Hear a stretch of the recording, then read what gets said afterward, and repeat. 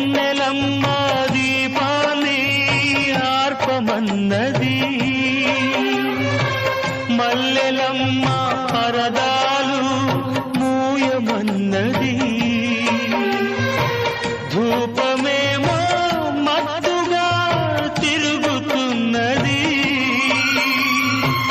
దీపమేమో విరగబడి నవ్వుతున్నది.